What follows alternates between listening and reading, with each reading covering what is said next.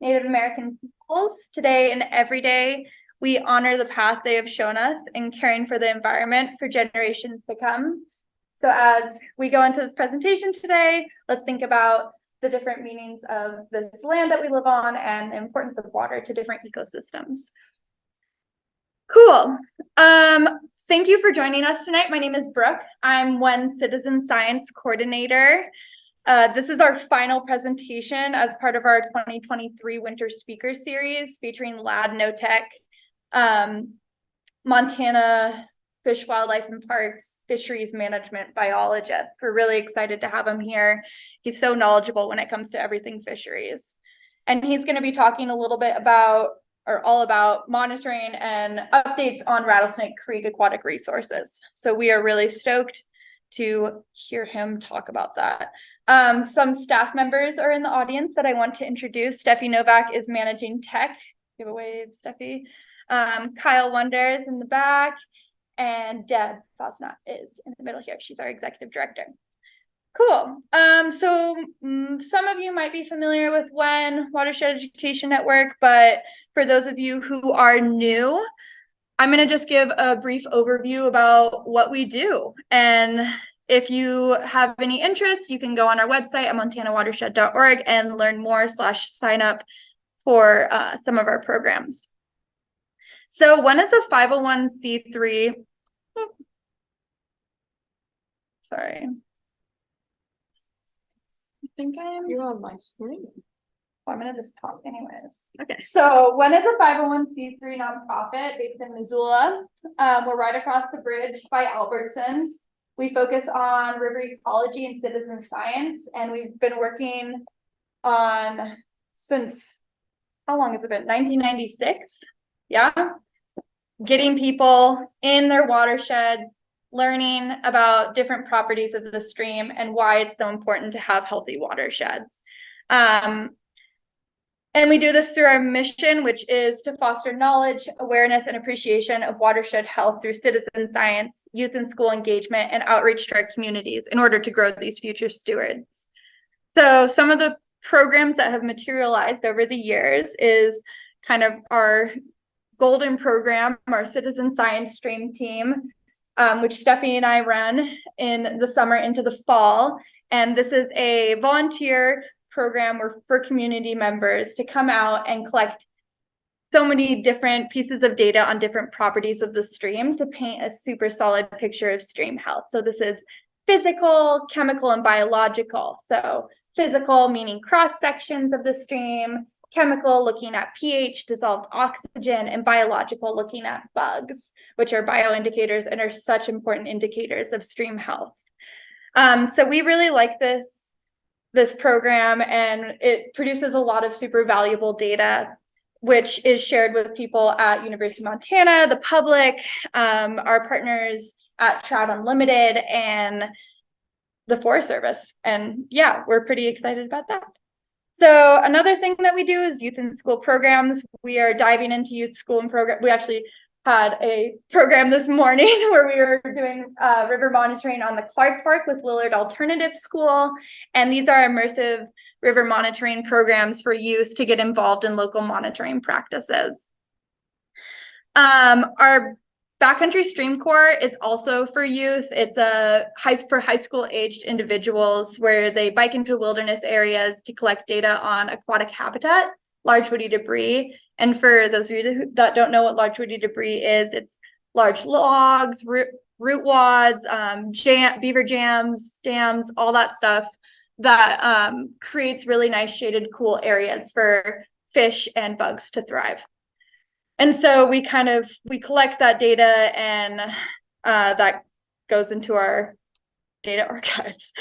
And this is something we're going to be recruiting for pretty soon for our field season. And we are going to be recruiting youth. So if you know of any high schoolers who would want to get involved in these local monitoring efforts, this is a really cool opportunity, and you can direct them to our website. We also have our pilot program, Backyard Citizen Science, where people are given kits and guidance on how to collect data independently and on their backyard stream, river, creek, pond, whatever. And that is also something people can sign up on our website. And there's little flyers if you want to grab one on your way out. Cool. Our winter speaker series, where you're at now, this is our second year running this presentation series. And it was created as a way to keep our community involved and engaged in water conversation throughout the winter when our field seasons kind of slowed down. And it's just a great way to invite partners in and share their expertise with our community, and especially our citizen scientists who are very eager to learn more about some of these parameters. This is our last presentation, but we'll be doing this again next year.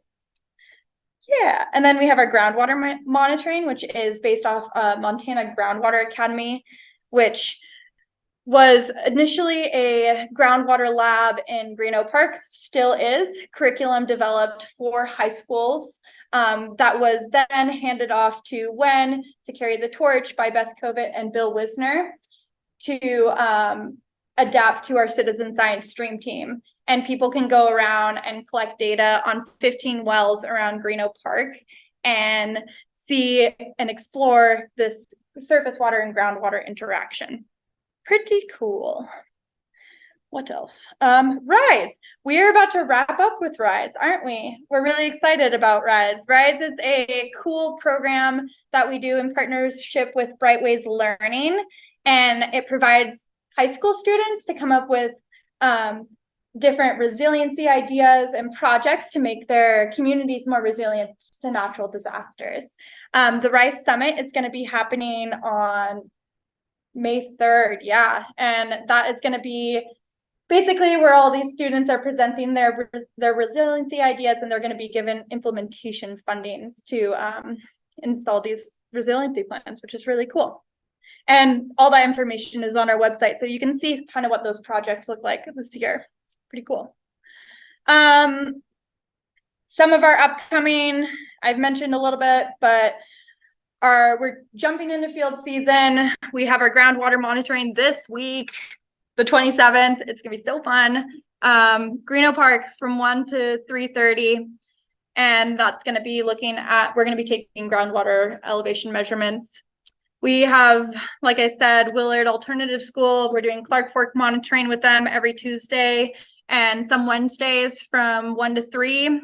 And then the RISE is on the 3rd. Missoula Gives is super important for nonprofits in Missoula. Especially nonprofits make Missoula such a vibrant place to live. So show your love for your favorite nonprofit this May. And then in June, we're going to be getting into our vegetation monitoring, our specialized stream team, which is, I didn't really talk about specialized stream team as much, but we kind of have our stream team as like a tiered level thing, where level 1 is a way for people with no background or any type of exposure to scientific method or parameters to enter the stream team world and get a complete run through of how you monitor different properties of the stream and paint a picture of stream health. But our specialized stream team is focusing on one parameter for the entire session. And it's a little bit more immersive. It's really fun. And so we're starting off with vegetation monitoring. Yeah, and then we have our Sub Cup in July, which is a stand-up paddleboard race, and we will be recruiting members for our stand-up paddleboard team, which is Windermere Real Estate hosts this paddleboard race, and Wen is one of the beneficiaries. So we really try to rally to get more people involved and people to join our team and just have a great time. It's really fun. Cool. So I talked a lot about a lot of different programs. You can access them on our website, which looks like this. This is the front page, and you can see all the buttons where you can sign up for all the fun things. You can also take a bookmark on your way out, which has our website on it. Cool. So, Lad Knotek. We're so happy to have him here. Fisheries Management Biologist from FWP. Lad grew up fishing and exploring in Northwest Minnesota lakes and rivers.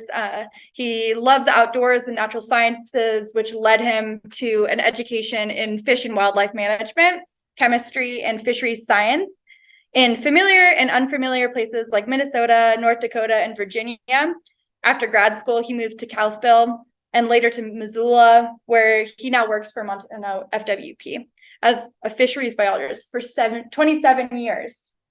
Crazy. Guru, and we are so excited to be there. I learned so much about him every time, I swear.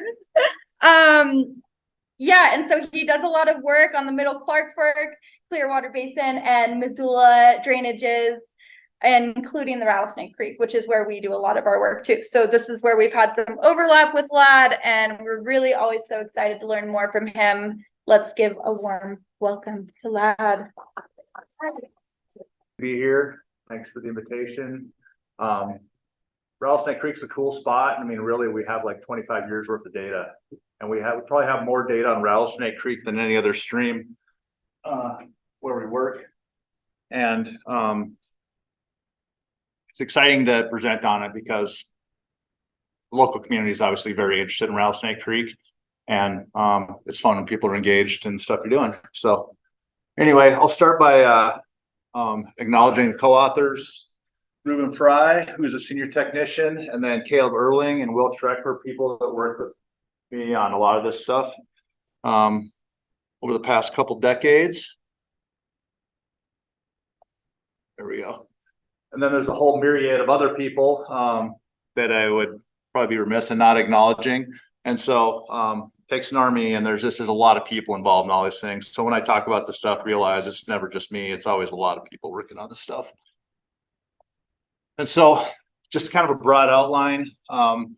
Basically, I was going to start with basically a description of the watershed and the backdrop for people that haven't been to the upper end or haven't seen some of the different portions of the watershed. We can look at that. We'll kind of focus kind of a fish-centric talk, focus on fisheries and assessment and monitoring work we've been doing with fisheries. So most of the stuff we do, but plus all the other things that affect fisheries, temperature, flow, and all that stuff. Talk about some current management issues, restoration projects that have happened over the last couple decades, including removal of the lower dam. And then we can talk about mountain lakes and some of the projects that are proposed there. If you guys have other topics, pretty loose, throw them out there and we'll be happy to talk about them. So let's talk about the context of Rattlesnake Creek. Obviously, Rattlesnake Creek basically sits in the middle of the Missoula urban area and the fishery here. Really, the fish in the Clark Fork River are dependent on the Blackfoot River. I'm going to get my pointer out here. The fishery through Missoula is really dependent on the Blackfoot River, Bitterroot River, Rock Creek, but locally, Rattlesnake Creek is really important for providing, because we don't stock fish in Montana, we don't stock fish in the rivers. It's the fisheries, like in the Clark Fork River, are dependent on wild reproduction. And so Rattlesnake Creek is a key component of that. And it serves basically that reach through Missoula, which is obviously very popular. And like other areas of the Clark Fork, the reach of the Clark Fork through Missoula is recruitment limited, meaning that there's a lot more space than there are young trout to fill it. And so what we're always trying to do is basically enhance recruitment, enhance the number of fish coming in, and Rattlesnake Creek is one of those key sources where we're trying to do that. In terms of value, so that's kind of the biological context. It's also, Rattlesnake Creek is an important stream, obviously, for native trout and for sport species. Biological context, economic context is it sits right in the middle of all these really popular world famous fisheries, Blackfoot, Bitterroot, Clark Fork, all those. I mean, the conservative estimate of the value of those fisheries is 150 million. That's a couple of years old, and just Missoula County is over 65 million. So there's a big monetary value that goes along with it too. And just to orient yourself here, for those not familiar with Rattlesnake Creek, basically the lower end is private land and this whole upper end is public land. But in the context, the social context, obviously Rattlesnake Creek sits and enters right in the downtown Missoula. It's the lower Rattlesnake neighborhood is obviously heavily populated. Lots of people there, sits right across the river from the university. And so socially, it's very important to Missoula, and there's a lot of interest in things going on there, and has really led to a lot of the work. The other part too is historically, the mouth of Rattlesnake is very important culturally to the Salish and Kootenai, the Native American tribes around here, because their name for it was basically to place a small bull trout. And so that location, it's also on the road to the Buffalo, basically. It's a very important spot to them, culturally. So it's got all those things going for it. The mouth area in particular, socially, is a very popular place for fishing, recreation, tubing, all that stuff. So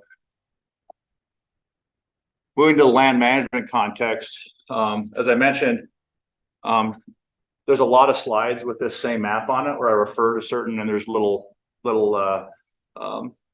things of note on different slides. But basically, realize on this map, basically, the university is about here. This is the lower Rattlesnake neighborhood. The old dam site is about right there. And basically, everything above there is Forest Service property. And the Forest Service is really broken down into two types of management units. One is the National Recreation Area. Now, and that recreation area actually runs up the stream corridor all the way to the top, and the upper portions are obviously within the wilderness. In terms of the hydrologic context, obviously there's a lot of lakes in the headwaters. They're almost all within the wilderness boundary. These lakes are still within the wilderness. These are actually in Upper Gold Creek, so Gold Creek, Fly, Bull, and Boulder flow the other direction into Gold Creek, but all the rest of these lakes are in the upper Rattlesnake. And they really influence the stream downstream of the elevation lake outlets. And so, whoops, whoa.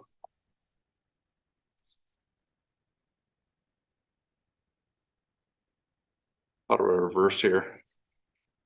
I should have got there on. Get to where I left off. There we go.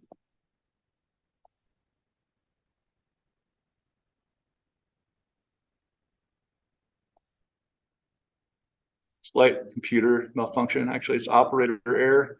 So anyway, in the context of the hydrology and the physical context of Rattlesnake Creek, realize that most of the fisheries are basically along the main stem. And there's all these tributaries coming in from high mountain lakes and from around the periphery.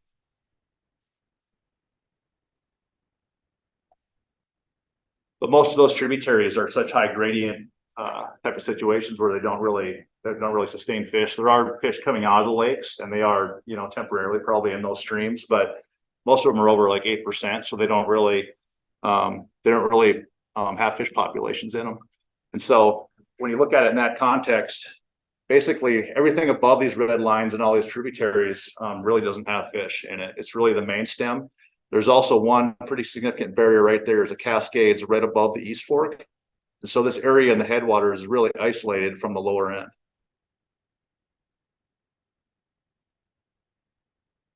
I really hate these guys.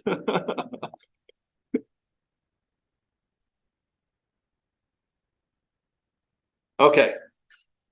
So when we move down the drainage, I'm just going to kind of show you what the stream looked like. So we move down Rattlesnake Creek. So the upper end is really like steep, full of boulders, and really there's some major transitions within the drainage when you come down it. So this would be the upper end as you move down. And so as you look at those pictures,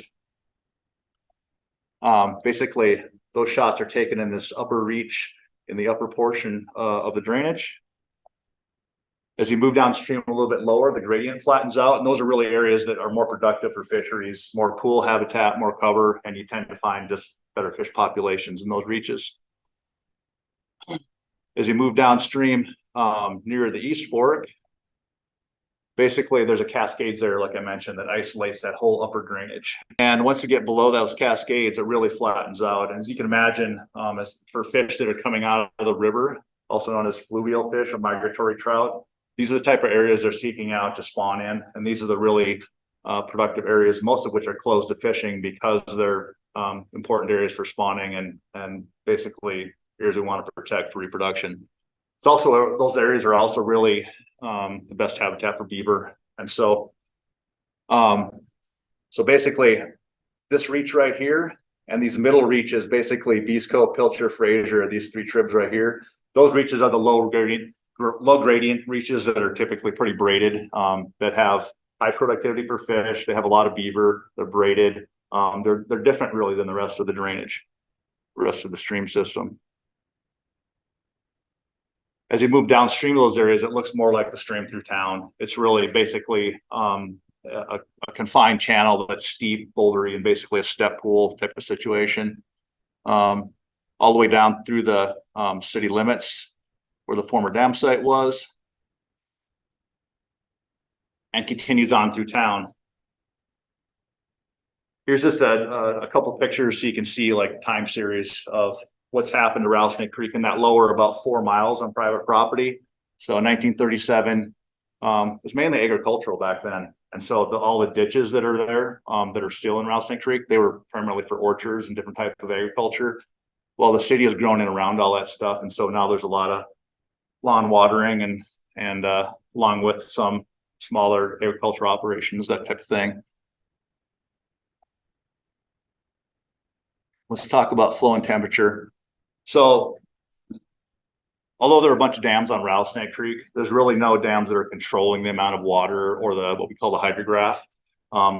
It's basically a system that's a naturally flowing freestone stream. So during base flow periods, which is basically from July all the way through fall and winter into the next spring, it's about 15 to 25 CFS. And that amount during snowmelt runoff bumps up to 800 to 1,000 CFS. So typical of most drainages, I mean, there's a huge increase during that time, and it really affects what's going on in the stream. Again, this is just showing the distribution of the irrigation ditches in that lower 4 miles. And the point here is that in that lower end, those ditches can really have an impact when you get to base flow or during drought conditions. Because they can basically cut the amount of water in the stream in half, and it really affects the fishery down there, and it affects the amount of rearing habitat. This is a pretty important piece, actually. This is one to pay attention to. So one of the things we've been working on is kind of characterizing Rattlesnake Creek in terms of the temperature distribution and the pattern of temperatures throughout the drainage. And because it really affects what species are there, the abundance of fish, particularly native trout like bull trout. And so kind of go over what we did in this study. So over a 3-year period, we basically monitored temperatures every hour at all those sites from the top to the bottom of Rattlesnake Creek. Each one of those dots is a thermograph or temperature recorder. And so by looking at that spatial distribution of temperature, you really learn a lot about the drainage. And the first thing we learned is that this drainage is unusually warm. And so most drainages in western Montana would typically be really cold in the headwaters, and it would gradually warm as you move downstream. Not so in Rattlesnake Creek necessarily.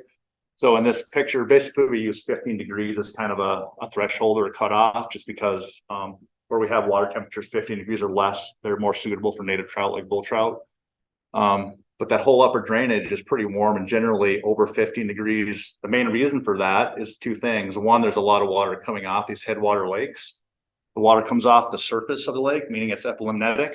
And so that water during summer, these are summer maximum daily temperatures, that water comes down and basically warms the stream. In addition, these upper reaches don't have much groundwater influence. There's a lot of groundwater, and a lot of the geology is such that there's groundwater influence in the stream. It tend to be a lot colder. And so that's exactly what happens when you move down to the lower end. And so the East Fork is naturally pretty cold because of the aspect that it has, and also it doesn't have any headwater lakes. So that comes in, and there's a section here with a lot of groundwater influence. And that's why you see the pattern that you do. It's basically cold there. And that's why we see most of the migratory bull trout, for example, spawning in this reach. It's because of the groundwater and the temperature. Then we see the normal pattern as you move downstream. It's a gradual warming from top to bottom. This is just kind of the crayon version of that pattern. Basically, the warm water coming out of the lakes, warming this upper main stem, cooled down by the East Fork and groundwater, and then the gradual warming as you go down and warm down the river, obviously. So looking at temperature, there's 2 ways you can really look at this. You can look at it through a series of sites, right? So spatially, you can look at the pattern spatially. Another way to look at it is look at a single site over time. And this is one of the things we're really interested in, is at a single site, are we really seeing warming of these streams, you know, related to climate change, that type of thing? The problem is this is what you get when you look at a normal site. I don't know if you guys can interpret anything from that, but I sure as heck can't. But it's really messy because there's so much annual variability in temperature. There's so many other factors that are affected. You really can't draw much from it, but we know from looking at a range of sites across Western Montana that basically there's generally warming trends, particularly in areas where there's not a lot of groundwater influence. So that's the point here. It wasn't just to confuse you. Another important aspect of the temperature that we learned through this longitudinal array of sites was the what's happening in the winter. And so what this slide is showing is that basically the areas in blue are areas that get down below 2 degrees Celsius or near freezing. So 0 degrees Celsius is about 32. And so when you get into those areas, it has a high probability of having anchor ice. And so what that really reflects is mainly the lack of thermal cover and the lack of groundwater influence. And so again, these upper reaches and the East Fork don't have a lot of groundwater. They get really cold. And what that means is that those areas aren't really that suitable for fall spawning species. Because when you have a fall spawning species of trout, the eggs are in the gravel, they're incubating over the winter. And so if you have anchor ice regularly, it kills the eggs, kills the young. And so that's what anchor ice looks like. And so it has a big influence on particularly the distribution of survival of bull trout eggs and the rearing capacity. Okay, moving out of the physical, kind of going to the fisheries portion of this.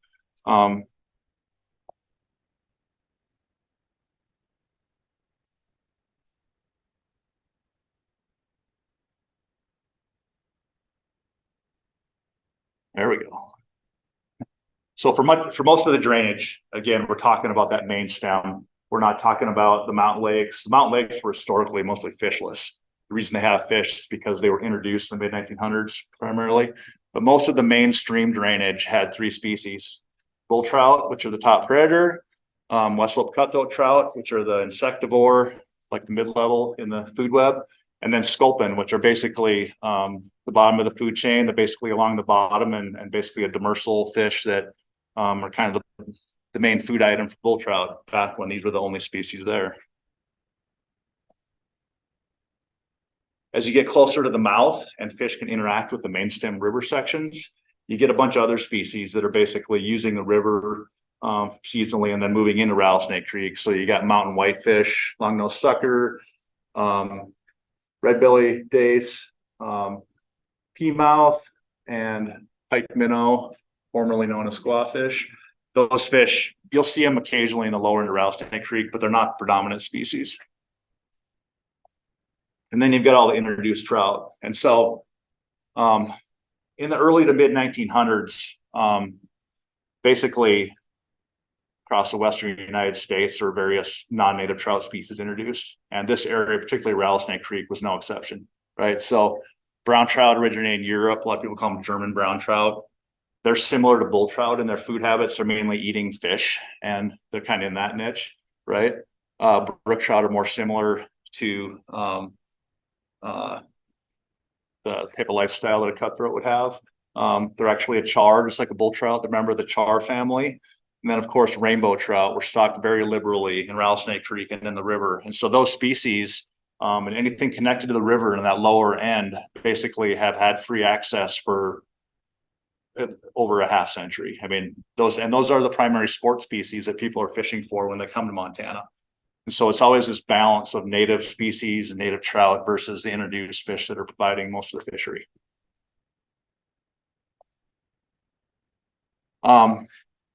So when we look at the stream, basically you have all those species I just showed you are present in this lower end of Rattlesnake Creek. And that cascades right there basically isolates that upper third of the drainage from those species. And the species that were originally there were bull trout, cutthroat trout, and possibly sculpin. We don't see many sculpin, I don't think, there anymore in that upper end. The caveat to that is that in the early to mid 1900s, they stocked a lot of these lakes with rainbow trout, cutthroat trout, and occasionally Yellowstone cutthroat trout.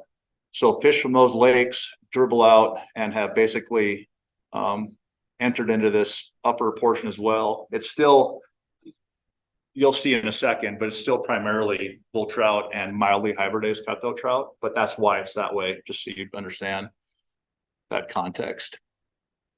So this is one of the main fish. I'm kind of going to go through the different monitoring tools we now to look at the fishery over time. And so this is again one where you got to kind of concentrate, figure out what the heck I'm trying to show. I'm trying to like show this on one slide so that I can show you the long-term trends of what's going on spatially.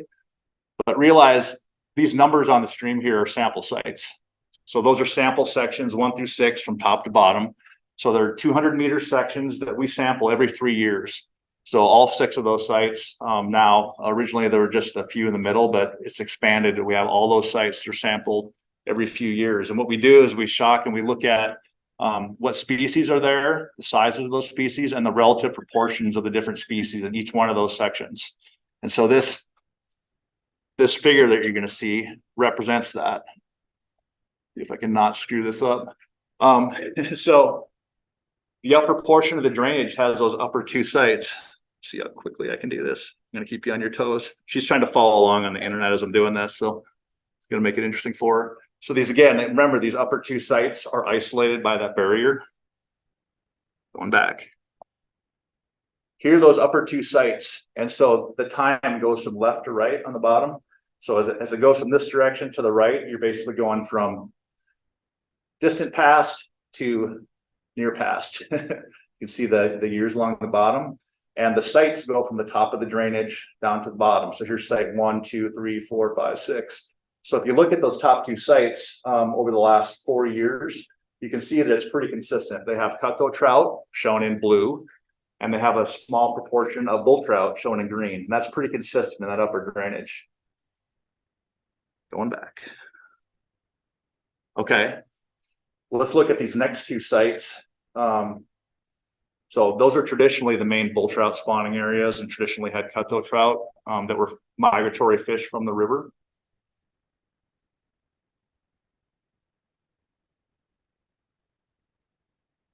Oh.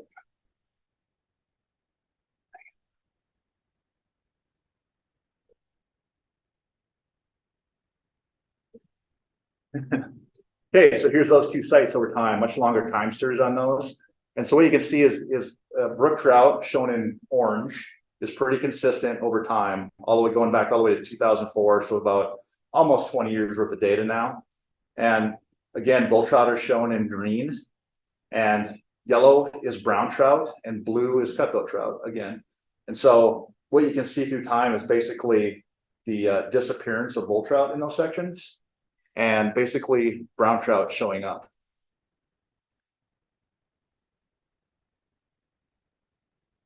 And then when you look at the lower portion of the drainage,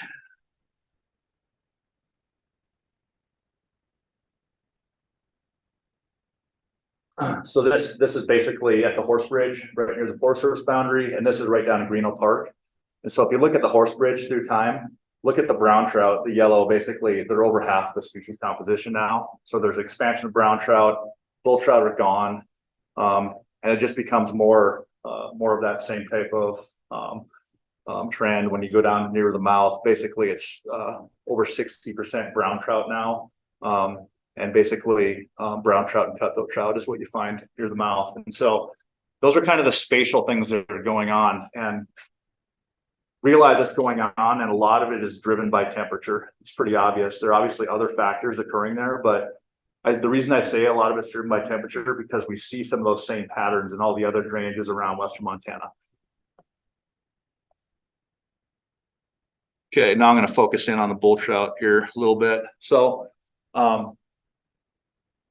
there's really 2 life forms of bull trout in Rattlesnake Creek. There's the migratory or fluvial bull trout, which is basically analogous to the salmon here. So basically they hatch in Rattlesnake Creek, they rear, and they move out to the Clark Fork River. It's more productive in the Clark Fork River. That's why they get large.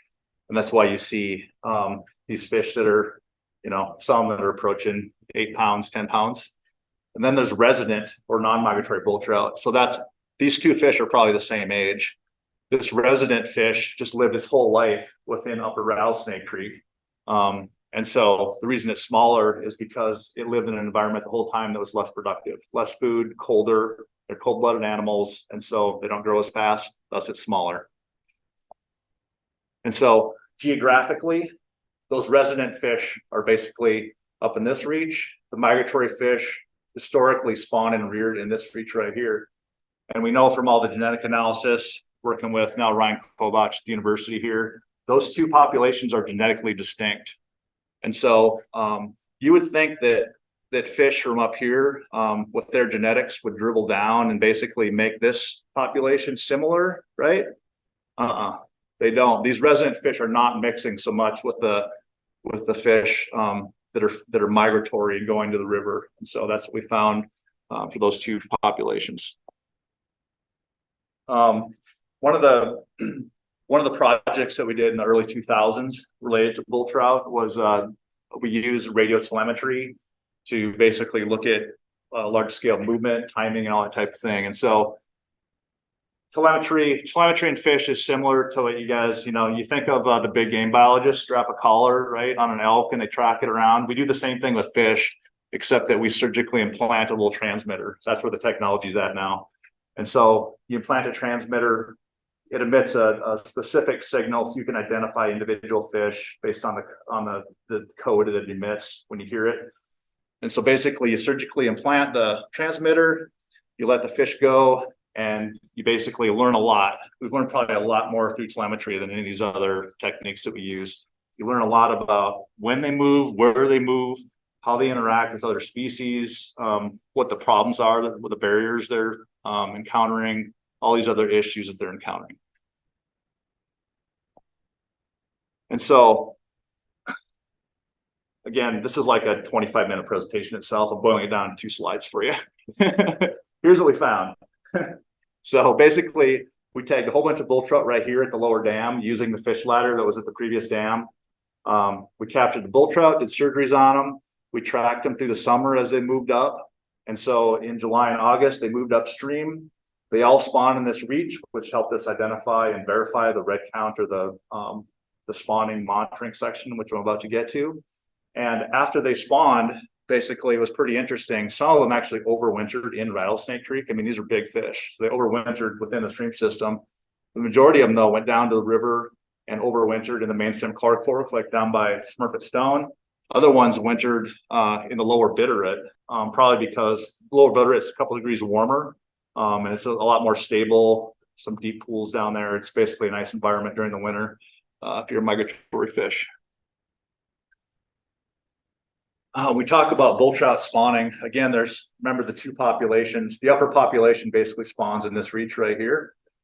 The lower migratory population comes out of the river and spawns in this reach, basically from the East Fork down past Pilcher Creek. Anyway, so one of the ways we monitor bull trout abundance is to count reds in those reaches. And so the way this works is you basically identify by walking basically all of the potential spawning habitats. You walk these sections at the right time of year. We know when they spawn, and you identify the reach that has over 95% of the reds in it. And you walk that reach in the same way at the same time every year, and that's how you monitor spawning activity. And when you're dealing with migratory fish like these bigger bull trout, this is an extreme example, but it's pretty hard to miss a red that size when you're in a spawning reach. So you're counting those spawning nests. So the way this works is this is the tail. Fish are basically spawning in this reach right here. They move forward and they kick gravel over the top. That's why it's that shape. It's because this is a pit and this is a tail. The eggs are in this section right here, but a little too much detail there. But that's what it is, the spawning red. And it's a good way to monitor adult migratory bull trout. Why do we care? Well, this is a pretty good indication of how they're doing. So here's the bull trout. Here's the trend in red counts over 23 years. So I'll just kind of we'll go back to the late 90s or the 2000s. So this is basically the baseline. So we did the red counts. We established the red counts. We identified where the sections are, and there were 12 to 16 reds in there. We then provided fish passage at the lower dam The dam was removed 2 years ago. We did that manually to start with. Then it was supplemented with fish going past the fish ladder. And basically we got a big response from migratory bull trout. Then we got to 2008 and boom, the rug got pulled out. And the explanation of that, nobody really knows why there was this huge drop in bull trout abundance and red counts. The two probably most viable explanations. One is that when Milltown Dam was removed, there was a huge flush of toxic sediments that went down there. We know we had fish kills from the Milltown Dam down, and then it was at least to the Bitterroot River. The Bitterroot River diluted that pollutant a lot, but we know there were fish kills of other trout species and likely bull trout too, right?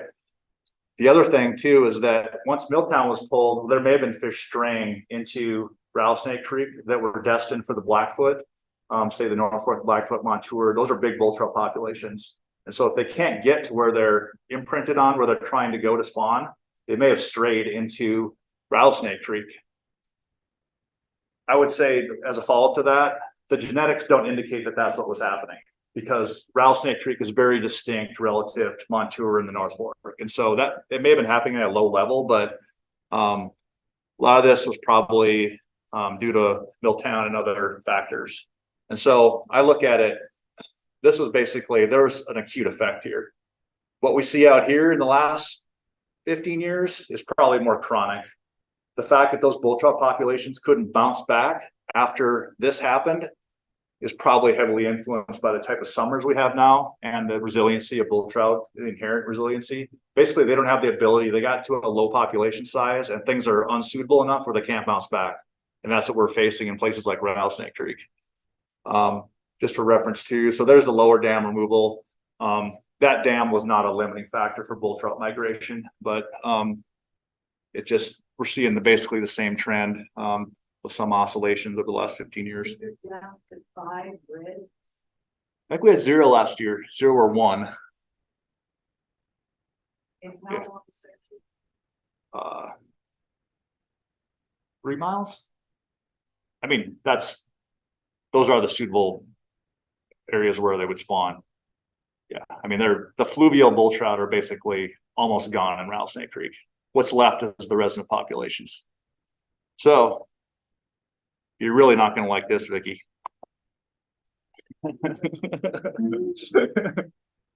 Okay, so let's broaden the geographic scope here, talk about bull trout at a bigger geographic scale, right? So here's all the known viable bull trout spawning populations, migratory populations in the middle Clark Fork. So basically from the Blackfoot, so here's Rattlesnake Creek, Grand Creek, 9 Mile.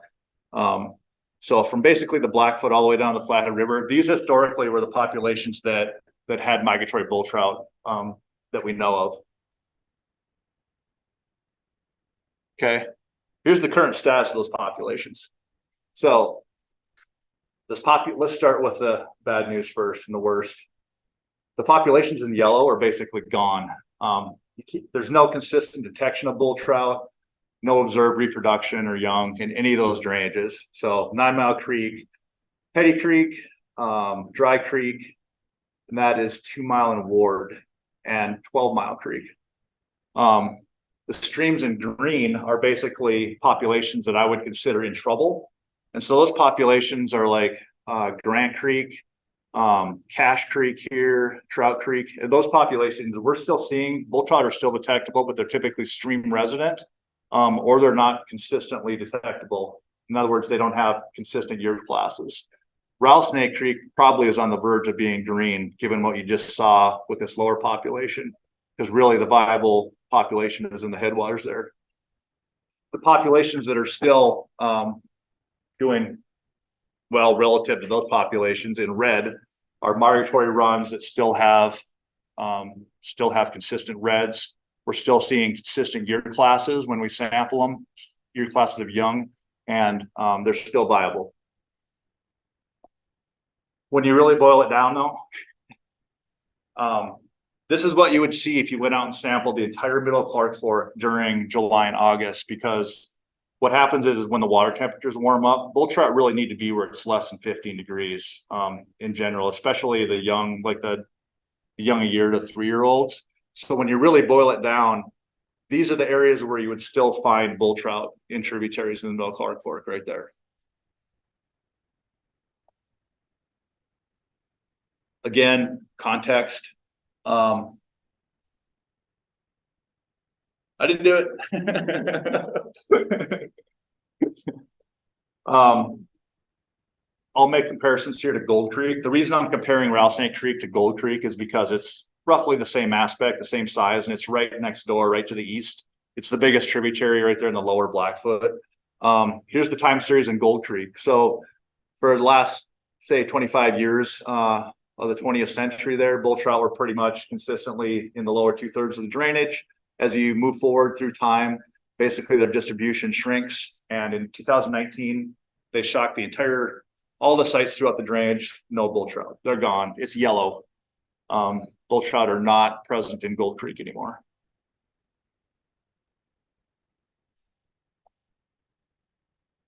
So moving on to cutthroat trout.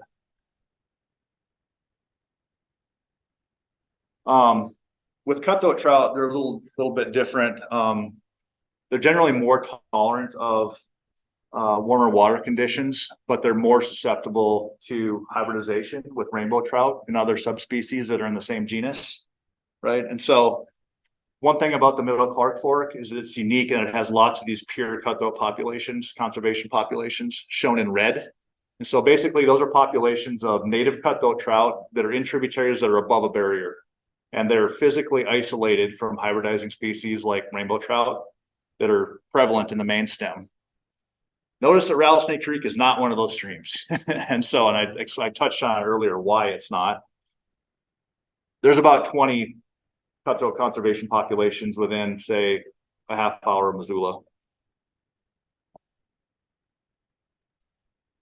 We haven't tested these recently because we know they're hybridized. These samples are from the early 2000s. And basically what you find is, again, below the barrier, these lower ends that are accessible to the river are being hybridized, and those are mainly cutthroat populations, heavily influenced by rainbow trout, with some cutthroat trout and some that are almost pure cutthroat trout, especially in this upper end. Above the barrier, you basically find cutthroat trout that are about 94% pure. The reason they're not pure is because fish are dribbling in from those mountain lakes that were stocked 100 years ago. And so that's the reason for the hybridization.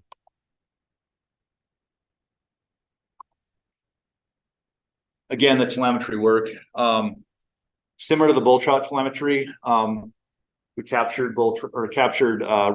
rainbow trout, rainbow cutthroat hybrids, and cutthroat trout in the fish ladder at Rattlesnake Dam. We installed transmitters and we tracked them upstream. The goal there is basically to look at differences in when they spawn, how they act, where they spawn, and of course, this is all below that barrier near the East Fork. And so, in terms of timing, this is typically what you'd see when you're catching. These are all in the genus Oncorhynchus. When you're catching Oncorhynchus at the fish ladder, which is 4 miles from the mouth, this is what you would see. You'd see fish that are black or that physically look like rainbow trout. Most of them are probably hybrids. Those fish are the predominant fish you'd catch through about mid-May. And then once you got into May and it got warmer, you'd basically see more fish that had higher contribution to cutthroat trout. So there's that species shift basically through time. So again, the spawning areas, the fish were all captured right here. And again, right now, for example, in this year, I'll put it in terms of this year. Right now, a lot of those fish are staging at the mouth of Rattlesnake Creek. They would come upstream, and fish that have a lot of rainbow contribution, a lot of them are spawning where there's available habitat in this lower reach in the neighborhoods in Rattlesnake, in the lower 4 miles. We were catching them at the dam and looking at this reach right here. And basically what we found is most of the hybrids that were obviously had a lot of rainbow spawn in here. The fish that had a lot more cutthroat contribution spawned up higher and spawned later. Again, expanding the geographic scale out, what's going on throughout the basin. There was another study that we did 2 years ago, 2020, 3 years ago now. So this was a little bit different flavor, a little bit different technique in doing this. But basically what we did is we went to the mouths of a bunch of tributaries in the Missoula area. So Deer Creek, several tributaries in the lower Blackfoot, in the mouth of Rattlesnake Creek. And we tag trout with, these are called Floy tags.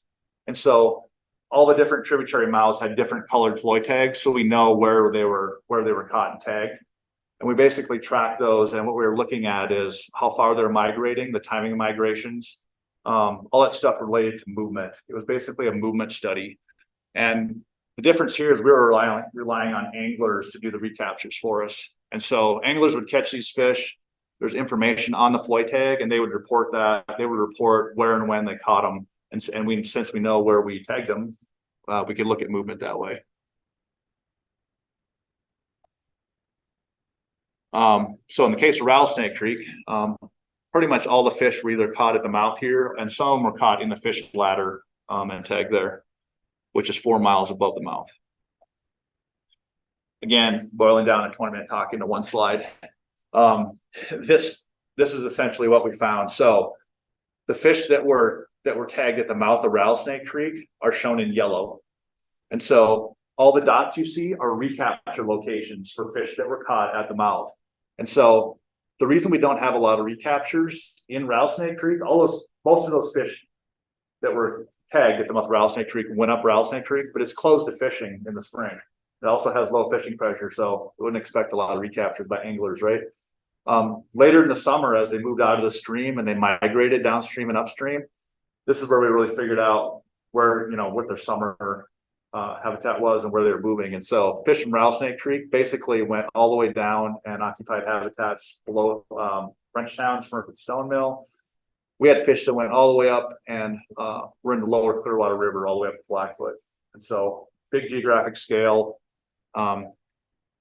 So basically what it's saying is Rattlesnake Creek, fish tag there have a big influence at a big geographic scale, not just in the Aquatic Fork, but in the Blackfoot. This is another interesting one. So the deal with sculpin and dace is there's 2 species of sculpin. And there's a long-nosed dace, also a native species that tends to occupy main stem rivers and warmer stream habitats. Sculpin tend to occupy colder stream reaches and tributaries within the tributary. I'll talk about the 3 species we looked at here. And this was actually this was a study that was completed by David Schmerling and Susie Adams.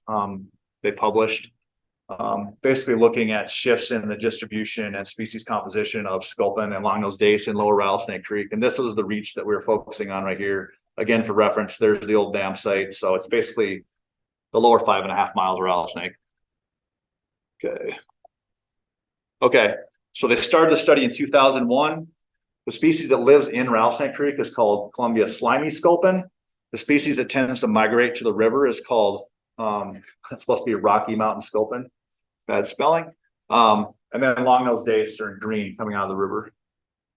And again, quickly, here's the time series. By 2005, Rocky Mountains have disappeared.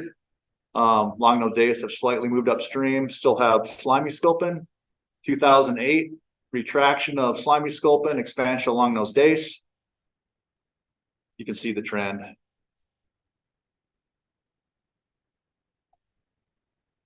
So by 2019, it was really, there were just a few of the Columbia slimy sculpins that were detectable. This is about 8 miles above the mouth. So like the lower bathrooms or the upper bathrooms, Forest Service above the trailhead. And the whole lower reach is basically long-nosed dace are prevalent. And what does that mean? What that means is fish that are more tolerant of warmer water temperatures are more prevalent. It's another bunch of species showing the same thing. And yeah, so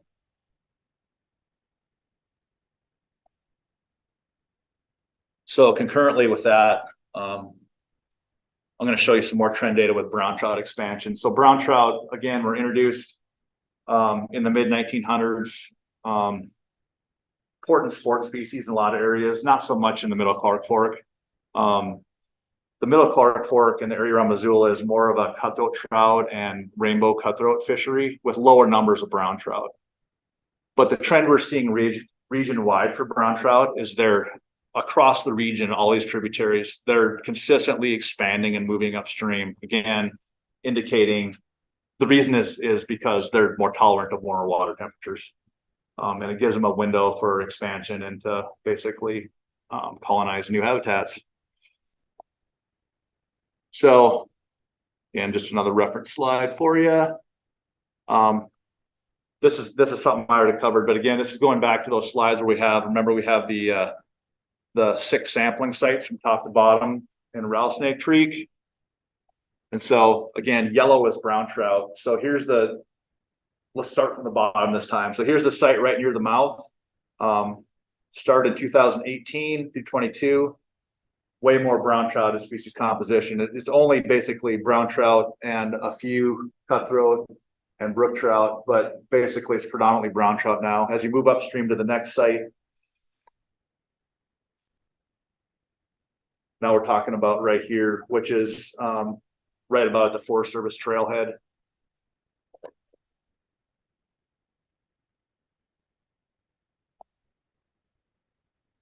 Again, bull trout are in green. We're not seeing bull trout there anymore. It's predominantly brown trout and with cutthroat trout. Again, same trend. And where you start to see these sections of yellow up here, that's basically showing expansion of brown trout. It's usually the juveniles you see first as you're looking at a site through time, and brown trout are basically colonizing it. You tend to see the subadults moving up and exploring new habitats. So appears that's what's happening. And so the question, kind of the research question in the academic world is, why is this happening? Is it replacement or displacement? In other words, are brown trout pushing bull trout out because they basically occupy the same niche? Or are they basically just replacing bull trout? And it appears to be the former. It appears to be replacement. In other words, we tend to lose bull trout and then brown trout come in and fill that hole. That pretty consistently is what is happening across the region. Again, here's another similar stream. It's Gold Creek again, and we're looking at brown trout. So through the late 90s, we basically had brown trout in the lower, we'll say 3 miles of the drainage. So basically what they're doing here, in similar thing in Gold Creek, they're sampling longitudinal sites going down the stream to assess what species are where. And this is basically just taking the brown trout piece out. So they found brown trout in the lower end to start with. You resample the drainage in the mid 2000s. They've expanded a couple miles higher, and then resample it again 2018-19, and they've expanded another 2 miles upstream. It's the same trend. I mean, and this is the same thing we tend to see in these bigger tributaries around most of the western Montana. So moving on to some local management issues and direction regarding Rattlesnake Creek. Research questions. So one of the things that's been being tossed around recently is what to do with the fishing regulations. So just to give you a little background, Rattlesnake Creek basically has the same regulations as all the tributaries around the region, which means they're basically open to fish from the 3rd Saturday in May through the end of November. The exceptions on Rattlesnake Creek is this middle section has always been closed to fishing. The reason it was originally closed to fishing was because the water supply from Missoula used to come out right here.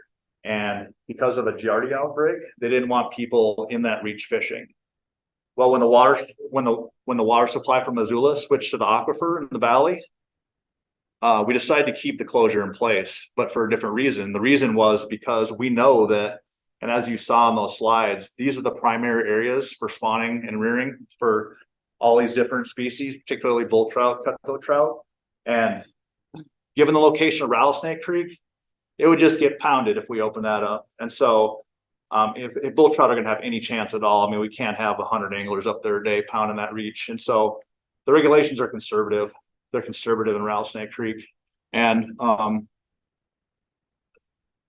the current proposal basically is to push that, still keep the closure in place, but basically since the lower boundary, the reference point for that closure is now gone, which is the former dam. The proposal is basically just to move the closure area, the lower boundary up to Spring Gulch. And so biologically, it doesn't really make any difference because that reaches all that step pool.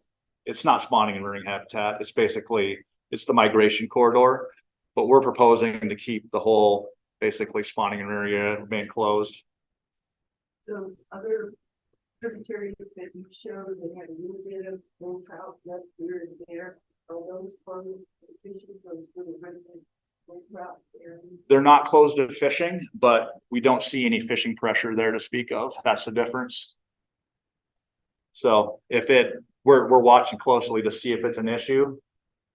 Given the context here and the number of people, that's why. It's the social context in addition to the biological is the reason why there's a special closure on Rattlesnake Creek and the reason we're proposing to keep it. The other piece to this is the mouth, and we talked a little bit about the mouth.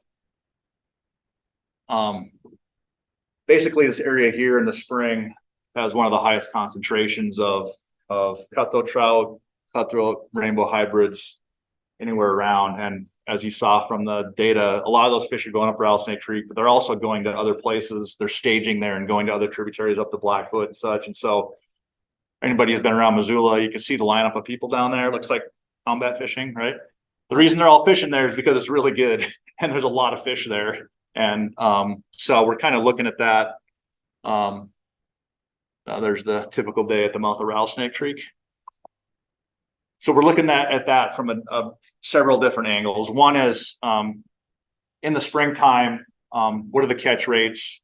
Are people handling and successfully releasing fish? Basically, what types of fish are they catching?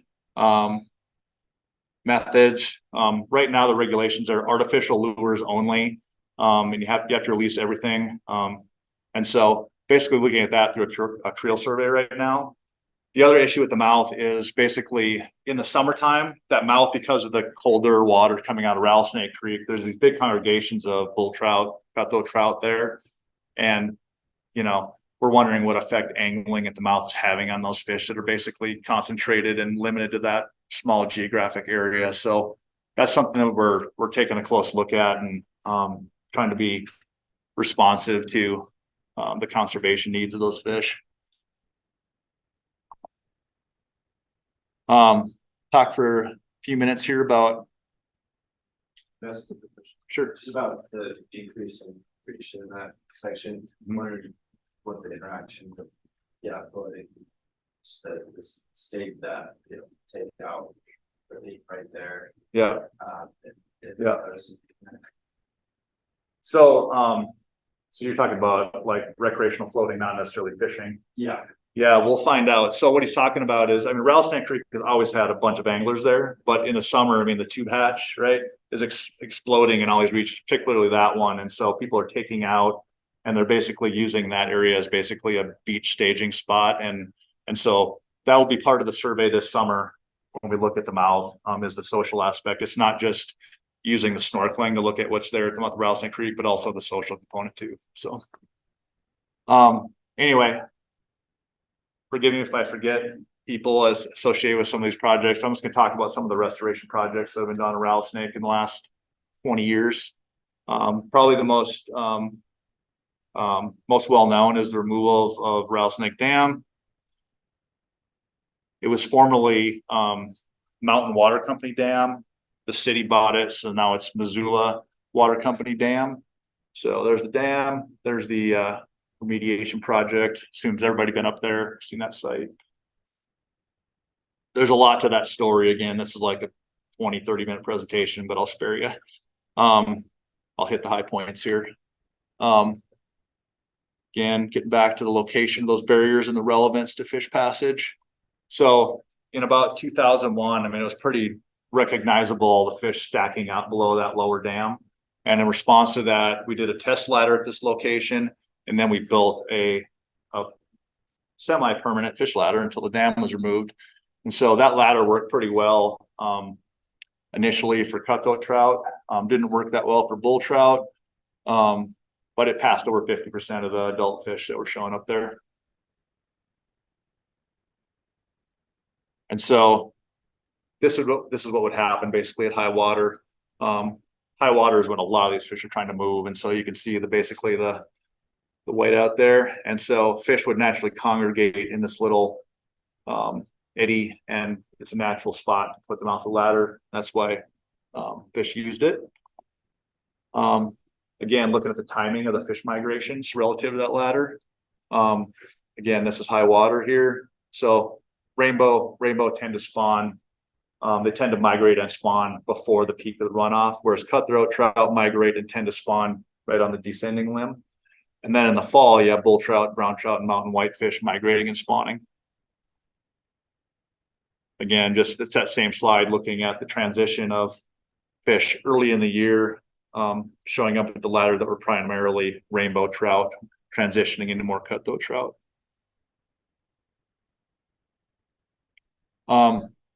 So with the fish ladder, basically fish would enter down here. They would go underground and basically go into the reservoir and exit up here. That worked well for about 15 years. Then everything changed. So the water company basically decided to open these gates, which at high water, I don't think I put the slide in here, but if you could picture at high water, a jet shooting out of these gates right here, it totally changes the hydraulics of that site. So you had these back eddies, and basically fish would collect right here and right here, and weren't finding the entrance to the ladder. However, it worked really well at low water because fish now didn't have to use a ladder. At low water, fish can just swim right through the dam. So that conceivably should have benefited bull trout because they're basically moving on the descending limb at low water. It didn't work well for cutthroat hybrids. So again, that was a big benefit of removal of the dam, along with the site restoration, the transport of large woody debris, the natural transport of bed load. Now, all those things were benefits of removing the dam that, some people don't think about. So there's the site now that before all the veggies come in, Rattlesnake Dam site. Another piece of this that the Forest Service kind of took on was getting rid of some of these undersized and perch culverts, particularly in Spring Gulch and the lower ends of some of those tribs, like along the main stem, basically to allow access for fish and juveniles that were rearing in there. So there's one of those replacements. They basically transitioned to bridges. There's also been a series of side channel projects. So Rattlesnake Creek historically was braided and had a lot of side channel habitat and a lot of non-channelized habitat. That's what it should look like. But because it's been manipulated and because the neighborhood's been built in and basically can find it, where we have these opportunities for side channels, this is Lower Greeno Park. Basically, we're trying to basically rebuild those channels, restore the riparian area. It provides better spawning and rearing habitat because it's really limiting for fish in the lower end, like the lower 4 miles of the stream. Another project, this is also in Greeno Park. This is along the main stem. A lot of these projects were headed by Trout Unlimited, like Paul Parson and Rob Roberts, with collaboration of 100 other people. And so all these projects were basically group efforts and with a lot of people pitching in. This one is no different. Again, getting back to those irrigation diversions. So with there's 6 irrigation diversions. I think they draw between, say, 3 and 8 CFS, kind of in that range. Basically this wide to that wide. So they're all legal water rights, legal diversions, and they're basically providing water to these neighborhoods, orchards, that kind of stuff. The problem with the diversions is that they transport fish along with the water. And so unless they're screened, you're losing a lot of fish that way unintentionally. Oh. And so the solution to that is to use fish screens. Initially, we put in a lot of these basically manual cleaning. Wanda, can't remember the name of them, but basically they're manual screens. They're pretty cheesy, but they work for a while. A lot of maintenance, and they tend to break down over time. these are the modern versions that Trout Unlimited in particular, Rob Roberts and Paul and partners, the Watershed Group, are putting in. These basically allow water through, and they're pretty effective at screening fish out of those diversions. So I think at least 4 out of the 6 are screened now in that lower rattlesnake area. This is another big one. I don't think people realize the significance of this. So what this slide is trying to show is basically there's a huge diversion called the Flynn Lowney that comes off the Clark Fork. So for reference, here's the baseball diamond. We're right in the middle of Missoula here. There's it used to be Osprey Field. Sorry, old school. Rattlesnake Creek is about up in here. And so picture juvenile fish coming out of Rattlesnake Creek. What do you think they do? They come down to the main stem of the Clark Fork and they move down this bank line. And they're basically fed right into this side channel, into this ditch. Well, Trout Unlimited and the city of Missoula and other partners. Sorry, I failed to mention the city of Missoula and the Rattlesnake project too. Obviously, they were the lead on that stuff. But anyway, on this project as well, basically they bought out the irrigators here and got rid of basically that diversion point. And so had a number of benefits. One is that water stays in stream. There's still a lot of groundwater extraction because the people who previously were on the ditch basically are pumping now. But the major benefits from this is there's no fish entrainment, there's no maintenance. Plus we can restore this side channel section on the Clark Fork, and there's no need for a diversion point or infrastructure along there. So that's a project that's happening right now. Is a bunch of folks are working on basically restoring that side channel where the diversion head gate used to be. How are we doing time wise? Good. So good. Okay, mountain lakes. So basically what I'm calling a mountain lake is anything over an acre, a water body over an acre. That's basically above 5,600 feet. 16 of them have fish, 29 are fishless as far as we know, unless people are moving fish around up there. But keep in mind, they were all historically fishless as far as we know. The reason they have trout in them is because my predecessors stocked them in the early to mid 1900s. We discontinued stocking when that upper portion of the drainage, all this was designated as a wilderness. The exception are these lakes that are more accessible that are in Upper Gold Creek. Those are still stocked sporadically but only with pure Westlope cutthroat trout. There's no stocking in any of these lakes here anymore, which is why most of them are fishless. And there's other values there that are more compatible with wilderness values. And so the other thing you'll see on this map is that the fish bearing lakes tend to be the larger lakes. It's just because fish tend to survive better in the larger lakes.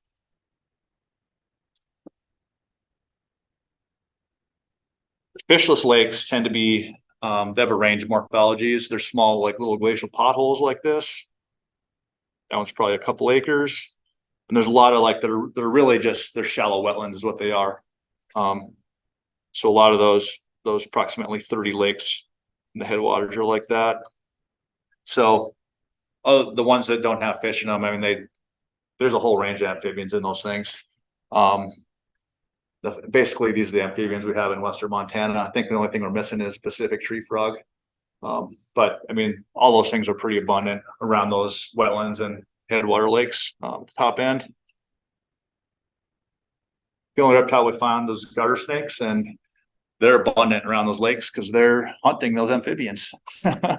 So there's a lot of Western garter snakes up there too. There's one eating a tailed frog tadpole, it looks like.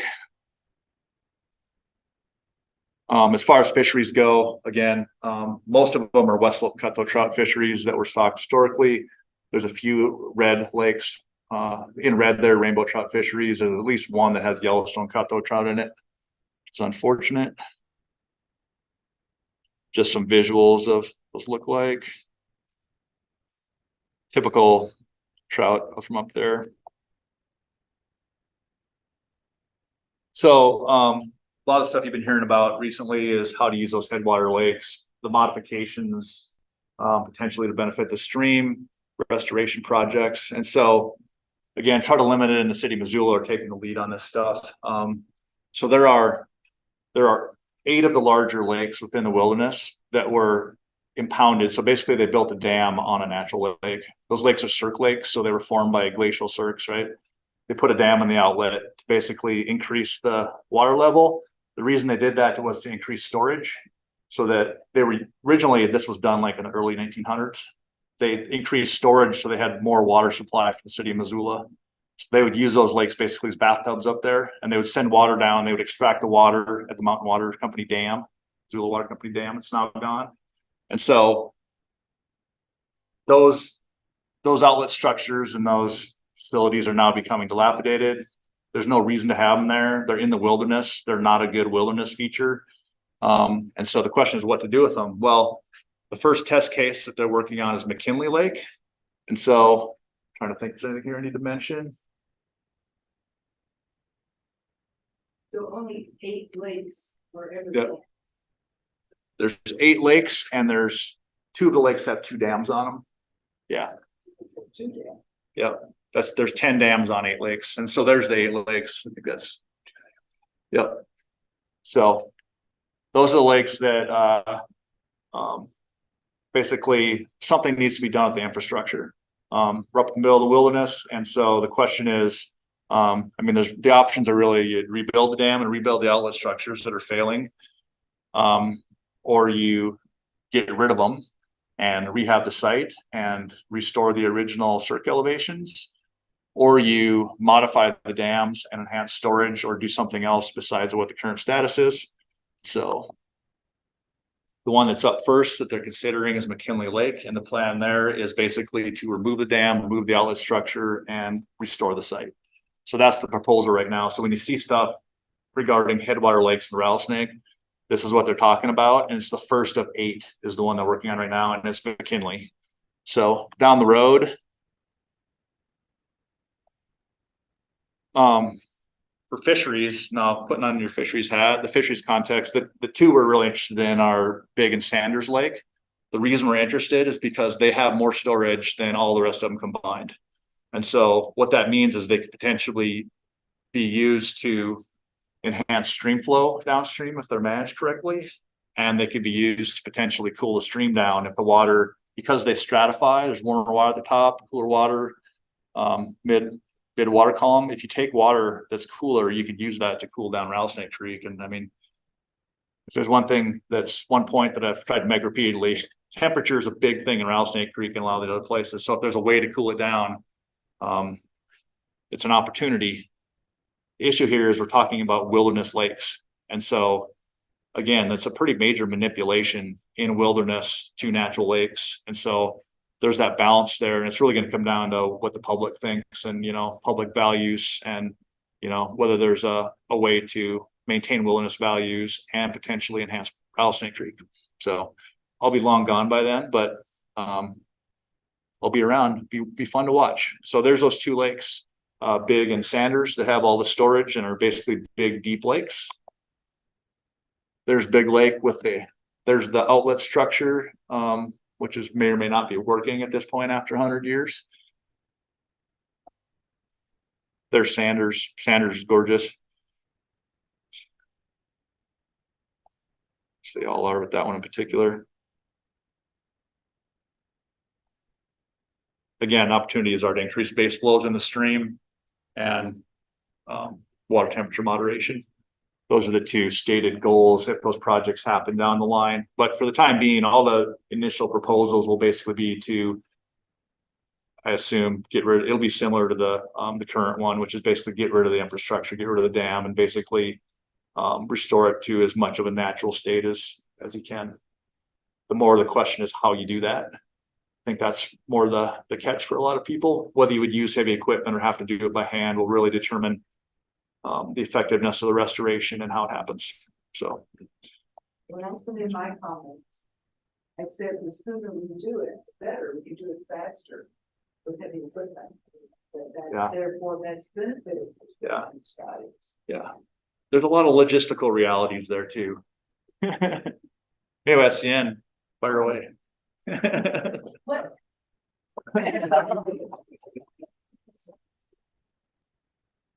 Just to ask, what is the plan for the cannabis? Is there like heavy equipment or by hand? Is there- So they're not that far yet. Oh, And so the way it works is the city who owns the easement, in partnership with Trout Unlimited and us, I think we're partners on that. You basically have to do an environmental assessment or an EIS. And so the options would be don't do the project, no action, or do it using primitive means, basically all handwork, no mechanized, respecting wilderness. Or you'd use mechanized, which would basically get it done a lot quicker and probably more effectively. And so they're trying to balance all those things and decide what direction to go. And so the first test case is McKinley. I'm curious, so Big Lake has been, we've talked about this, just how the city has been releasing pulses of water from Big Lake. Mhm. And I'm curious how much CFS you need of that cold water to improve fish habitat? How Yeah. much have you seen Yeah. in your experience to actually see Yeah. like a huge fluctuation? And specifically like bluegill species and then also resident species, like how does that impact their migration patterns? Mhm. too? So part A, so Big Lake by itself cannot provide enough water, doesn't have enough storage to provide cool water long enough to make a huge difference. It would have to be used in concert with Sanders Lake. And to really, to cover the whole season, like say July, August, maybe early September, you would probably, you'd have to rebuild the dams. You'd probably have to build them up higher and increase storage capacity.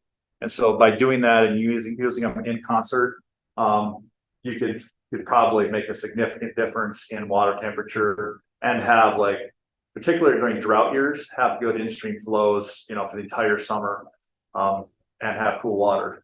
How that affects different species really depends on which reach you're talking about. So the upper reach above the barrier, again, there's just cutthroat and bull trout in there. And so I would imagine we'd see a lot better survival of bull trout. So you'd probably see a higher level of bull trout, higher proportion, just more abundance. The lower end, I would imagine, with cooler water temperatures, it's pretty clear that that's a limiting factor. You would probably see better survival of migratory bull trout and probably cutthroat trout, particularly in those reaches like from the East Fork down that are naturally colder anyway. It would just make them colder than they are right now. Right now, they're right on the edge. The threshold is kind of daily max temperatures of 50 degrees or 60 Fahrenheit. It would probably push it down a couple degrees, which is probably what it would take. There's never going to be a native species assemblage down through town. There's no way that it could be cooled down the lower end. It's just not going to happen. It's going to be brown trout, capos. But, question is what's the balance and how can we conserve and hold on to these native trout? Those non-native trout are super important. Again, that's what's supporting the sport fisheries and all these river fisheries through Missoula. It's just that we have so few places left where we have native trout. It's like we need to protect those and hold on to them where we can, because as you saw in those slides, they're disappearing fast. And so this is an opportunity where we could maybe turn it around. I don't see those opportunities in a lot of, Gold Creek is toast. In terms of bull trout, there may be an opportunity in Rattlesnake. I guess I also have two questions. The first being with the wilderness dam removal, since there's stock lakes, is there any talk of like removing those stock populations first so that we don't dilute the genetic kind of purity of those upper populations out there? It'd be really difficult to do that because the only way to really do it effectively is to use chemical rotenone. Yeah. And so, could you do it physically? Yep. Could you do it socially? There's no way. Look at the social context there. There's no way we're going to poison lakes right above the Rattlesnake neighborhood. It's not going to happen. And why would you do it? Why would you do it anyway? The horse is out of the barn there. The population is already hybridized. It's not getting any worse. I think the thing we could do is basically some of those remaining rainbow populations could be converted to cutthroat trout to minimize the threat of further hybridization up there. But once it's hybridized, you're not going to unhybridize something. And so that's why it was considered. It's a good question, but that's the rationale. You wouldn't gain much by doing it. And it would be very very unacceptable to a lot of people. And second question, you talked about how the warm water coming off the surface of these bigger lakes is why we saw that warmer reach in the upper Rattlesnake. Yeah. With the dam removal, would we expect to see a more traditional temperature gradient throughout the entire watershed? With like if the dam were removed from the 6 lakes up there, or yeah. It may be a little less, but the reality is those lakes are still going to stratify, and they're still going to have epilumnetic releases. They're still going to have surface water releases. So it probably wouldn't change much. And the way you would change it is that you would use the 2 lakes that have the massive amounts of storage, and you would design them so that the outflows are not surface releases. They would take from middle water column. That's how you would conquer that. Bouncing off of that, and how far is this in the future, removing the dams and then getting the 2 biggest ones? And if it is far enough, it would be a long-term fix for the rising temperatures. I don't know. Your guess is as good as mine. Yeah. I mean, step 1 is, can people agree and accomplish McKinley Lake, right? And so from there, we'll see what happens into the future and how well, a lot of it depends on how good a job they do in McKinley. Is it a good restoration? Are people happy with it? Does it respect the wilderness character, and take care of the maintenance needs, all that stuff. It has to be done well. And then from there, I think people will be more open to working on the other lakes, and they're going to learn things, about restoration methods, just all that stuff that happens when you do a restoration project in a kind of a unique setting like that. It's going to be a big learning curve, but it's the restoration, but a lot of it rides on how they're going to be allowed to do it. If they have to do that by hand, it's going to be really difficult. Yeah, I'm so fascinated by that because in the class at the university, we study like the ethics of the restoration in wilderness. Yeah. So you have the naturalness and the untrammeledness, parts of the legislation. So you're talking about the removal of the dam, sort of the trammeling impact, like that is obviously a lot of different ways. But then the idea of the naturalness, where you're talking about the cold water coming out, like actually channeling the cold water out, do you feel like that side of it would be an impinging on the naturalness of the feature too? Is that just to clarify what sides of this? Those are social questions where no, there's no right or wrong answer. I mean, it's a value system. I mean, the trammeling thing, it's like short-term trammeling for long-term benefit and naturalness. Some people have no tolerance for it. Some people just want to get it over with and let's restore this to a natural site. Some people value cold water species in Bull Trout and Rattlesnake Creek higher. Other people value natural wilderness character and not having artificial things up there. It's a value judgment. Yeah, naturalness off-site. Yeah. Wilderness. Yeah, especially in Missoula. I mean, everybody's well aware of all the wilderness considerations, and professionals trying to respect that. It's just where's the balance going to be? Yeah. For the chat here, to clarify from earlier, with the releases of those waterfront big and sanders impact the resident bull trout or the migratory populations? Probably both. Yeah, definitely the resident ones, because they're, the resident ones are spending their entire life cycle in the reach that would be affected by it, whereas the migratory ones, it'd basically be during the first few years of their life, and then they would, they're basically moving around and using the main stem a lot more, so they're not directly affected during later parts of their life. Bouncing off of that, could you repeat the temperature gain and water temperature with those cold water? Oh, Keep it at 16 degrees. I would just be guessing. I don't know. I mean, that what they would do is they would model it.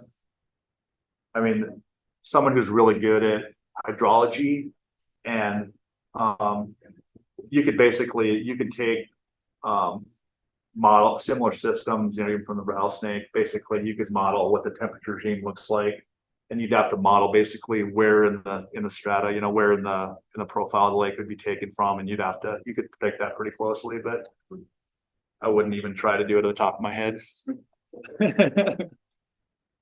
It would be significantly colder, you could, if it was designed right. But I mean, there's a lot of ifs in there to think that happens.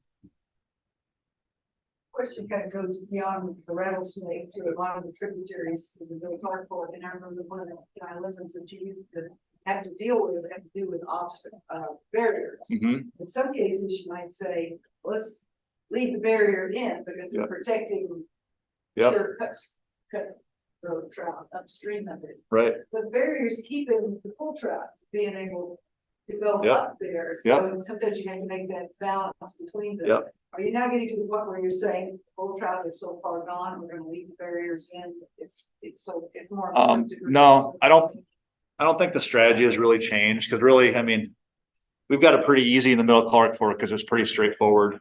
There's about 40 small streams that have pure cutthroat in them, and they're already isolated by barriers. And all they have above them is cutthroat trout. Those streams historically were not bull trout spawning streams. They weren't like important streams for migratory fish coming out of the river. They're probably always resident populations. And so the strategy has been identify where the barriers are in those situations, verify that the trout, the native trout, are pure, not hybridized, and protect them. And then everywhere else, and back it up a little bit. So within those drainages, we're still removing barriers that they have maximum amount of space above the isolating barrier. And then up in the drainage, you're basically taking out smaller culverts and stuff so that they have a maximum amount of area, because they're having to live there. You know, at this point, they've been up there 100 years. And so they have to live within that drainage. So you want to minimize the number of barriers within the pocket that they're living in. With the migratory species, in those bigger drainages, the ones that have bull trout's no brainer. Yeah, they're going to be managed as open systems, but same goes for the systems that used to have bull trout. Those are all the streams that are important sources of recruitment for the fishery. They're already hybridized. You're not going to unhybridize them. They generally don't have pure cutthroat in them. So, I mean, it's really, given the cards we've been dealt, it's pretty straightforward, and it's all been mapped out and identified. And the basics are there's about 40 pure cutthroat isolates that are intentionally left isolated, kept that way. Everything else, the strategy is basically restored to a natural condition. We're not taking out natural barrier or anything like that. And you know, that work we've been working on that for 20 years. Most of the no-brainer projects have been done. And so most of the things that are working on now are like typically stuff right around the headwaters of these systems, like, you know, like Lolo Creek, places like that, where there's undersized culverts where you're not gaining as much. They're still worthwhile projects, but it's not like taking out Rattlesnake Dam, or, you know, it's not like you're opening up whole tributary systems or something like that. So the balance is pretty easy. It's just, I mean, we're trying to maintain trout fisheries in areas that are becoming too warm for trout, that are probably going to be smallmouth bass and northern pike in 20 years. I mean, that's the reality to think about. You look at these river systems, they're already at the point where smallmouth are about to explode around here. It's coming. So, what about barriers with respect to those? Do they care? Or do they go in one spot and stay there? Yeah, I mean, in those larger systems, we're not going to be installing any major dams. Hopefully not. And even if you do install them, I mean, people are illegally moving around fish all over the place. So you could spend 2 decades putting in a barrier, and one person could screw it up in one night. It's not effective anyway. I mean, it's just the smallmouth thing is really, that's the next disease to hit here is smallmouth bass are taking off in the Clearwater drainage. They're going to come right down the Blackfoot. They're also expanding out of the lower end from the Flathead area and stuff too. So we're going to be seeing smallmouth, I would assume, in the Missoula area fairly soon. But were those introduced, or did they just start growing there? Smallmouth? Yeah. Yeah, they were brought in, planted legally.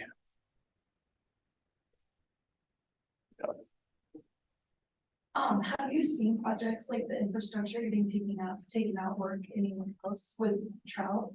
You're referring to the mountain lakes, or? Yeah.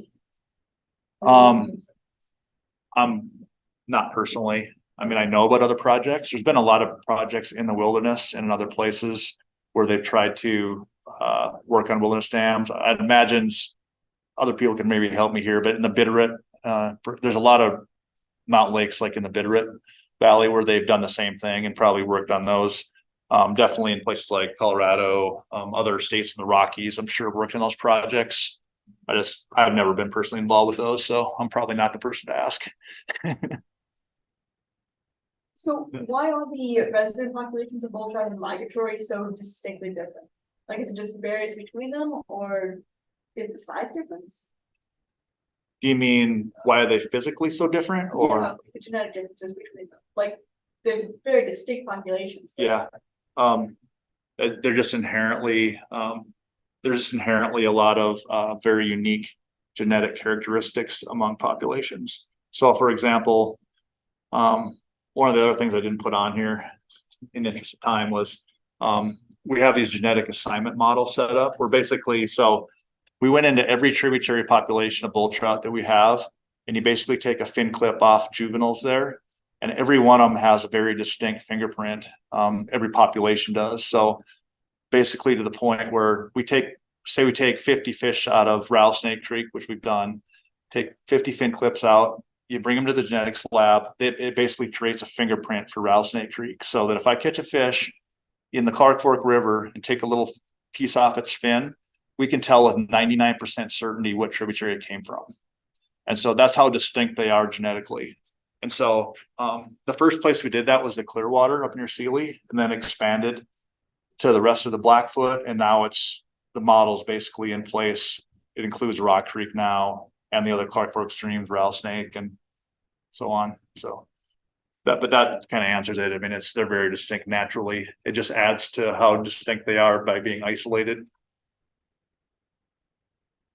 Just back to the kind of forecasting, I'm just thinking about some of the things that, as a newcomer to the area, I'm kind of getting this like rule of thumb for like walking a citizen or a fisherman or something like that. Just cold and clear water, all these things that are basics of watershed health that get out there for education. Are there any things that you think are specifically you'd like to see change in that 20-year vision thing? Kind of scary. What are we going to be saying 20 years from now? If you're willing to... Could you stop the population growth? That would be number one, because most of the new impacts we're seeing are stem back to more people, right? Socially or physically, or that's what it comes from. There's a lot of mistakes that have happened throughout, but it makes it hard to, as soon as you add more people and their values. Take the introduced fish thing, for example. So if you go up the Clearwater, if you go up the Blackfoot, go up the Clearwater, there's a divide there going into the Flathead, and the Swan runs into the Flathead. So in the past 5 years have been black crappie, walleye, smallmouth bass, lake trout, all introduced into the Swan drainage. How long do you think it's going to take before those are just over that little divide and into the Clearwater and dumping right into the Blackfoot? And why is that happening? Because a few people that, like me, came from the Midwest, I can bash them because I'm from there, they want to fish for those species. So they're just going to move them around. And so, that's what we're facing. We have zero control over that. There's no, and the people that are doing it, they know what the fines are for being caught doing that, but what are the odds you're going to catch them if they're really trying not to be caught? It's going to take someone turning them in is what it's going to take. And so it hasn't happened thus far. But you put those species into a new drainage, they're changed forever. There's no way we're getting them out of these open systems. It's not going to happen. We tried to do that with smallmouth. There was a new introduction of smallmouth in Sealy Lake. That's where that population started. And it was confined to the south end of Sealy Lake, right by town there. And we worked on it for several years. And it's like, we were running trap nets. We were night electrofishing. People were going berserk because we were waking them up at night. All this stuff. You can't do it in a 1,000-acre lake. It's just not feasible. Unless you want to poison the whole lake, which again, not going to happen. So, that's what we're facing.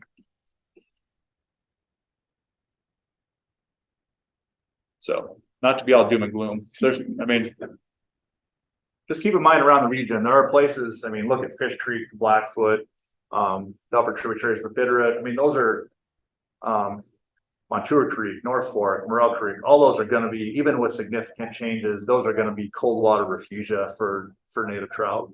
That's not changing anytime soon. It's all the areas that are somewhat marginal right now that are really susceptible to new introductions and expansion of brown trout and all that stuff. And we're watching it happen. I mean, in really short periods of time, it's really accelerated in the last decade. So I don't know, not really what I want to remember when I retire, but Is climate change a factor? See, we're not allowed to talk about climate change, Deb. No, there are definitely patterns in you know, temperature that are happening. It's pretty obvious. It just, you know, look at the type of summers we're having now. They're brutal. They're brutal for a species like bull trout, what their natural migration patterns are, where they hold, what they're doing. The type of summers where it doesn't rain between July 1st and middle of September. I mean, it's just, those fish are just really struggling in most situations. They're, you know, those big fish are sitting in water that deep, it's getting too warm. We'll expect them to do well. if an area converts from agriculture to development, is there a way for Fish Wildlife Park to get the water rights? That area? Totally depends on the situation and what the beneficial use of the water right is. I mean, the Clark Fork Coalition and TU and us, you know, everybody kind of works together to figure out where there are opportunities, where there are water rights that are senior, because water rights are all based on first in time, first in right. You need a senior right that's a significant amount of water in the right place that can be protected so that when you invest in it, I mean, it's all those things. So yes, there are places where you can do that, but they're pretty rare opportunities, it seems like. So like It's just part of the puzzle. Some of those water rights that were for agriculture and now it's turned into like subdivision. There are many opportunities that needs to be in the green, not on the glass. Everyone's different. Some of them have changed the beneficial use.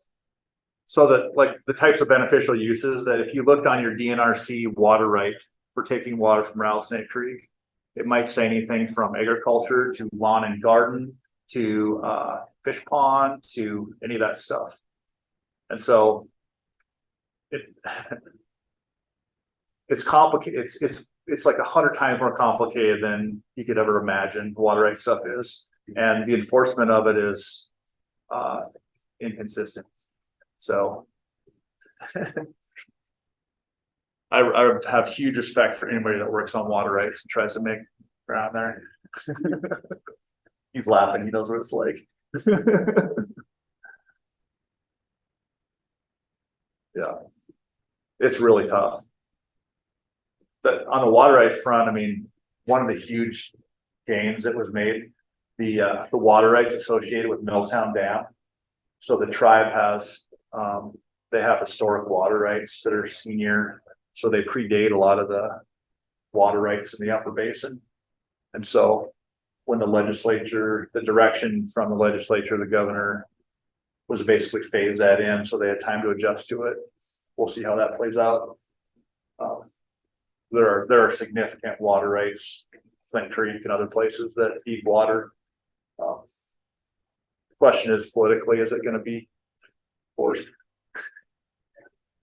Realize that's there though. I mean, those are super valuable.